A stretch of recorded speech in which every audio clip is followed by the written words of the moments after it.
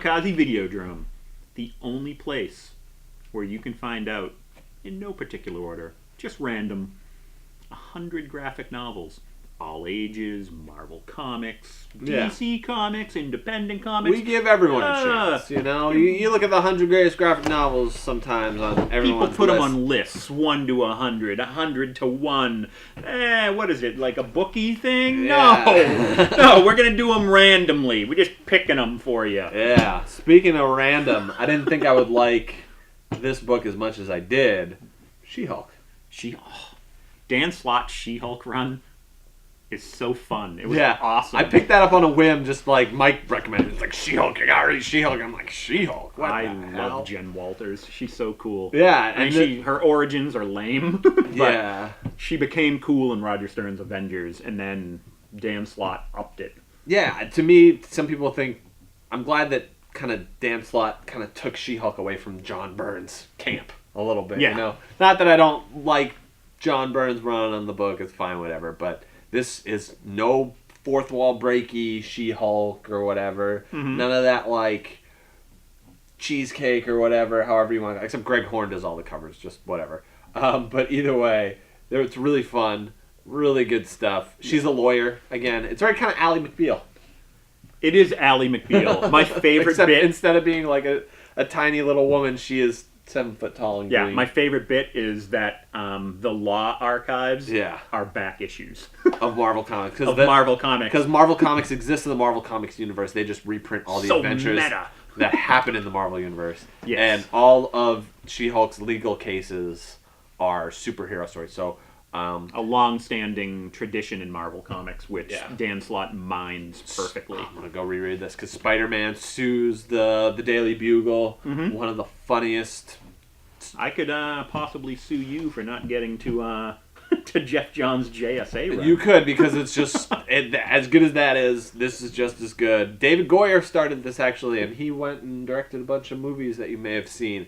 But this is like the coolest movie that will never get made. It's about the Justice Society of America coming back. It's the sons and daughters and some of the original members of the Justice Society. They're big three. The big three. Establishing themselves as like the biggest heroes on the earth. They're the superhero team you call first if you have a crisis, not the Justice League. The Justice League do their own thing. But if you need help with something, you can be like, hey, Flash, and a happy old geriatric the saddest Flash will omission from the New 52 is no JSA. But these 87 issues, started by Goyer, but wrapped up by Jeff Johns. Yeah.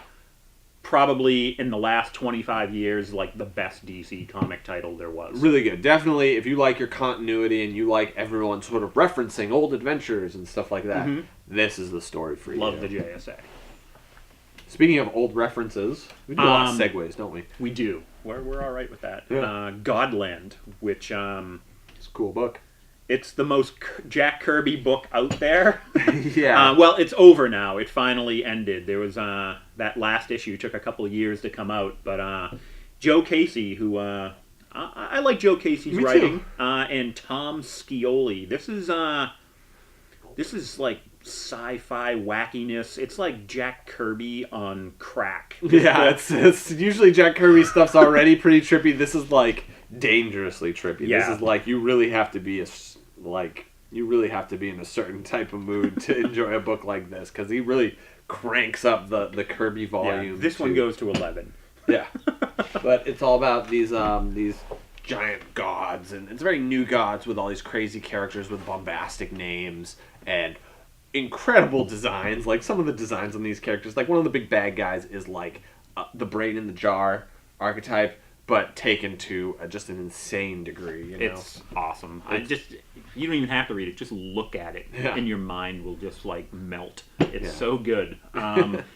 Melting your mind in a different way are Star Comics. Our Star Comics, which is Marvel's like all ages thing back in the 80s. I just remember I read Alf. That was my Star Comics of choice, and I don't think they're going to be reprinting Alf anytime soon. But they got Planetary right here. Who else? No, that's Terry something. Yeah, Planetary. That's what I thought you meant Planetary by Warren Ellis, which is different. Which is a way different book. Definitely not published by Star Comics. There was Defenders of the Earth, which I really liked. Cool. Oh my god, I think They had they an had Ewoks comic. They did, and droids, and they had. I think there was a Muppet Babies comic. They had quite about none of the ones that got reprinted. They had quite an output, but we're talking about Star Comics as a whole. Right. There's a few volumes reprinting stuff for you. It was fun. Yeah. It was a pretty decent experiment. I mean, I was a teenager when those came out. I still picked up some of those. Yeah. And then, I moved on to a different issue. I'm like, Ewoks. I guess I'll read Ewoks as long as no one sees me reading it. Anyway, so if you guys like subscriptions, I'm sure there'll be an Ewoks Marvel Comics comic coming out soon. If you want to get by Warren Ellis. Ewoks by Warren Ellis. If you want to get it on the ground floor of Ewoks by Warren Ellis, I'm calling it. Yeah. Please, God, I hope they make that comic now. Yeah, become a subscriptonaut. You'll get your 10% discount on new books and trades. Mm-hmm. And if you, the more books you subscribe to, the bigger your discount. Yeah, it's like Audrey 2 in that the more you feed it, the bigger it grows and the more it sings to you. Nice.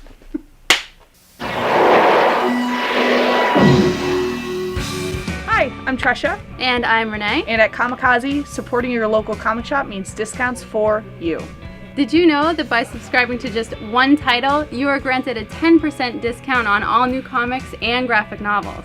We only ask that you stop by once a month to pick up your discounted titles. We also offer excellent mail order subscriptions that are delivered right to your front door with free shipping included. So support your local comic shop in a meaningful way. Become a Comicazi subscriber today.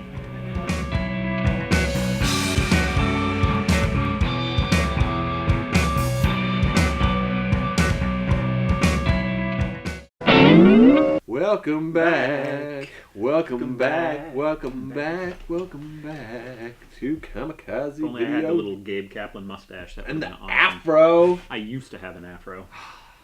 I met you at the wrong time. It's true. Not true, because we're making the list of 100 greatest graphic novels of all time in no particular order. Magic! Yeah, we're making magic here at Comicazi 1045. It's a gauntlet of fun. It is a gauntlet of fun. And we're going to keep going with that gauntlet of fun with The Flash by Jeff Johns. Because he runs gauntlets. Yes, Yeah, and I this see whole what you run of Flash, is a gauntlet. Because Jeff Johns has him going up against the worst of the worst. He really brought back the rogues. He did. In the coolest fashion, brought them back to their original characterization. Kind of gave them a cool mission statement before. Snart. Where they were like sort of the working class. Snart, yeah. Captain Cold. You pretty much made Captain Cold. Although I think he did a good job with all of them. Mirror Master, Trickster, all sorts of awesome stories involving the Flash's greatest villains. Wally is the best Flash. I agree. And this is like so good. And Scott Collins does a lot of the art. Yeah. And his art just has such a sharpness to it. It's perfect for a character like the Flash, who's doing all sorts of like really quick motions and stuff like that. Cool poses, lots of big lightning bolts and big color. I love this book when it was coming out. It was so good. Brilliant. Love it. Good job, Jeff Johns. We still like you. What do you got over there? I have got TinTin for our all ages selection. Tintin's cool. TinTin is is underwhelming apparently to Max. I loved TinTin when I was a kid. Yeah. I would, out of my public library, there wasn't a lot of like cool comic-y things to get. Yeah. To check out. There was those Origins of Marvel Comics books, those Fireside books, Dungeons and Dragons modules, and TinTin. And the big volumes I would of check Tintin, the big oversized ones? the big like magazine-sized ones. Those were good. I like that. Not one adventure. These at a look time. great on a shelf, and they're the perfect size for a kid to carry around. There's 7 of these, collecting most all of the Tintin adventures. I think there's one, like, notorious one that's just wildly, let's just say, of its time and wouldn't fly in the political correct atmosphere of today. But these here by Hergé, Tintin's great. Yeah, he's got his little dog Snowy too. It's pretty fun. What's the captain's name? Jack. That's what I have when I read Tintin. Okay, all right. But also kind of a decent all ages. I'd say the CrossGen books It's our independent selection, but they were cool. I read them when I was a younger kid, and they all had sort of some interconnectivity to them. All these characters carry this. There's one character in each story has the sigil. Has a sigil, and they have sort of similar powers. We have Scion right here, which was some of the big ones, but some of the other ones were Sojourn, which was cool. Mystic, my favorite. Ruse, Negation was, and they're all sort of, one was a fantasy. CrossGen Comics did. They operated in the old 1960s Marvel bullpen style. Everybody operated out of the offices in Florida, cool. And they did every genre in comics but superheroes. Right. Although there was some superheroic elements, they did have this sort of sigil thing, which was, to me, kind of like reminding me of Shazam a little bit. I don't know, something about it. One of the main characters had the sigil on his chest. That's his chest. Yes. Very much like a Shazam sort of character. But regardless, all sorts of cool writers. Check it out. Marvel actually owns these now. Marvel owns them. Well, Disney owns bought them. And now Disney's part of Marvel. Yeah. I mean, the CrossGen universe kind of imploded after a few years. But they brought back Ruse. That was They did, but the original stories never really ended. Yeah. Disney bought them, and Marvel's published a couple things, but they're all new, and never really an ending to this stuff. But it's still really, really good. Yeah, check it out. Speaking of really, really good... the Ultimate Horror book by Marvel, Marv Wolfman and Gene Colan's Tomb of Dracula. So cool. And lest us not forget Tom Palmer on inks. Gene Colan and Tom Palmer together. Really Comic good. Magic. I love the fact that Dracula is not only a character in the Marvel universe, but a big character. He's a force. He's like a for lack of a better word, like a Darkseid or Thanos style villain to me. Like, he's shown up before and just been like such a major. He's not on that scale, but he's definitely in that style. Definitely on that power level, though. Like, he's going up against Doctor Strange and like really kind of holding his own. He's fought a lot of really powerful people. I have not read the Dracula versus Thanos. I'm gonna because I haven't written it yet. And that's why. That would be really cool. Yeah, Tomb of Dracula is an award-winning Marvel horror series back when the horror craze just saturated comics. Yeah. Every publisher did horror, and Tomb of Dracula by Wolfman and Colan stood head and shoulders above the rest, and was the longest-lasting of all the horror It's one of my titles. favorite little, compartments of the Marvel Universe is that this horror brand is still alive in the characters that they have. So you have Dracula, you have a Wolfman, you have a creature from the Black Lagoon. Jack Russell. The werewolf by night. Jack crazy. Russell. I highly recommend any of that horror Unfortunate stuff. name. Yeah. The Living Mummy. Oh, I love Nakantu. It's so funny. Satana. Actually, I'm going to go out on a limb and say Hellstorm and Satana are two of my favorite Marvel characters. I would jump at a chance to write a story with either of those characters. It's all good stuff. Yeah. Start with some Tomb of Dracula and ask Max or I about any one of those horror things when you're in shop. It's also good. Spooky. So Videodrome is filmed at Comicazi in Somerville, Massachusetts, and we got awesome stuff. We got new toys, old toys, new comics, old comics, subscriptions, an awesome eBay store. Check us out. We are the best comic book store on the East Coast, bar none.